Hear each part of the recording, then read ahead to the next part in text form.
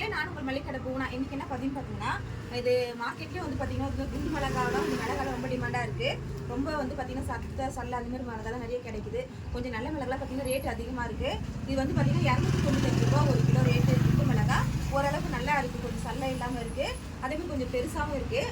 அதேமாதிரி வீட்டு மிளகாய் வந்து பார்த்தீங்கன்னா கொஞ்சம் நல்லா கொஞ்சம் தெளிவாக இருக்கிறதுக்கு காய்ச்சலாக. இது வந்து பார்த்தீங்கன்னா 270 ரூபா அந்த கிலோ. இது வந்து பார்த்தீங்கன்னா நான் போன வாரமே வாங்கி வச்சிட்டேன் ஸ்டாக்கு. ஸோ நான் வாங்கும்போது பார்த்தீங்கன்னா 240 ரூபா இருக்குது. இப்போ 30 ரூபா ஏறி இருக்குது. ஸோ இது இன்னும் குண்டு மிளகாய் கிட்ட வீட்டு மிளகாய் ஸ்டாக் இருக்குது. ஆனால் குண்டு மிளகாய் ஸ்டாக் இல்லை. இது வந்து பார்த்தீங்கன்னா காஷ்மீர் மிளகாய் உங்களுக்கு 350 ரூபா நான் வாங்கி வந்தது ஒரு 390 ரூபா 400 ரூபா வரையும் விற்கலாம். ஸோ இந்த டைமில் வாங்கி மிளகாய் பிஸ்னஸ் பண்ணிங்கன்னா உங்களுக்கு நல்ல ப்ராஃபிட் கிடைக்கும். அதே வீட்டு கஸ்டமர் இருந்தால் வாங்கி அரைச்சி வச்சுட்டு இன்னும் 2 மாதத்துக்கு மிளகாய் ரேட்டு அதிகமாக தான் இருக்கும். ஏன்னா விளைச்சல் கம்மியாக இருக்குது. ஸோ யாருக்குன்னா வேறு எதுனா ரேட்டு தெரியணும் அப்படின்னா இந்த கமெண்ட் பண்ணி நான் ரிப்ளை பண்ணுறேன். ஸோ பிஸ்னஸ் பண்ணுறீங்க அப்படின்னா இந்த டைம் எடுத்து பண்ணுங்க. கண்டிப்பாக உங்களுக்கு வந்து நல்ல லாபம் இருக்குது. 2 நாளாக நல்ல சேல்ஸ் என் கடையில் மிளகாய் பார்த்தீங்கன்னா முழு மிளகாலாம் காலி ஆகி போச்சு. நீட்டு மிளகாய் மட்டும் தான் ஒரு 2-3 மிளகாய் மட்டும் ஸ்டாக் இருக்குது. நான் ஒரு 2 மூட்டை இருக்கும்போது